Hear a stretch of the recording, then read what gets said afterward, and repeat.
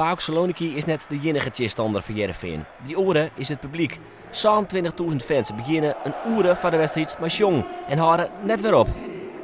Nou ja, op het moment dat je echt als ploeg zijnde zeer onder druk komt te staan, en dan gaan ze natuurlijk al harder schreeuwen, dan kan het wel eens zo zijn dat je dat een beetje gaat voelen. Ja, die maakt ons alleen maar sterker, want je zag dat Losada over het hele veld bleef rennen, ondanks dat hij uitgefloten werd de hele wedstrijd eigenlijk. Maar er is meer dat Heerenveen maar te krijgen had. De wedstrijd begint om 8 uur en het is met 22 graden nog heel tijd benauwd. Ik had het idee alsof er gewoon een warme deken over je heen neerkwam. En vandaag had ik dat minder eigenlijk. Dus, en op het moment dat echt de zon gaat liggen, dan heb je er eigenlijk niet zoveel last meer van. Dan gaat het wel. Door dat warme waar is het veld echt beroerd. Ja, dan zie je op wat voor veld je vandaag moet voetballen. Als je je hond uitlaat, moet je die nog tapen. Zo erg was het. En daar had dinsdag gelijk in. Het middenveld smiet al gauw een blessure op. Na 5 minuten gaat Berends toch zijn ankel. En een kwartier later wordt hij vervangen door Paulo Henrique. En Berends zal na alle gedachten de wedstrijd van Snijn tegen AZ net helje. PAOK had dan wat meer dreiging, maar echt gevaarlijk worden ze net. Het eerste gevaar komt van Conceição. De Portugese international komt hier maar een facet. Hij is eigenlijk net goed, maar hij komt bij tafel op de holle van Gerry Koning. De grootste kans is 5 minuten van het skoft. De paas is perfect op Vieirinha, die het alleenig van de keeper komt. Maar Leisau stiert op zijn plak. Eens had Heerenveen nog geen kans gehad. Ont de laatste minuut in de eerste helft.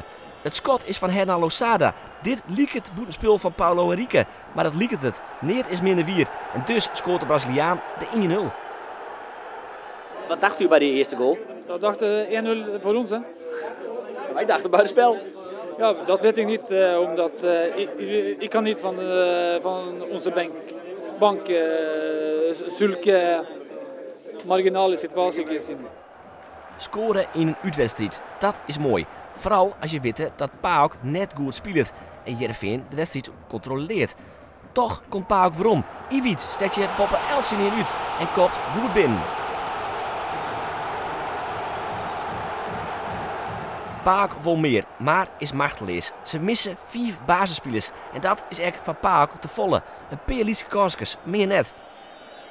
Op dit moment is PAOK dus net meer dreigend en de beste kans is zelfs nog voor Heerenveen. Sibon komt erin van het vallende Papadopoulos.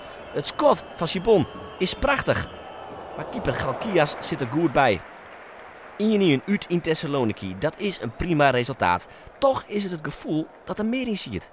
Ja, normaal is dat een goede uitslag voor ons. En we hebben de wichtige doelpunt gemaakt. Maar als wij een beetje rustig blijven in de tweede helft, konden wij ook de tweede. En dat was een beetje jammer.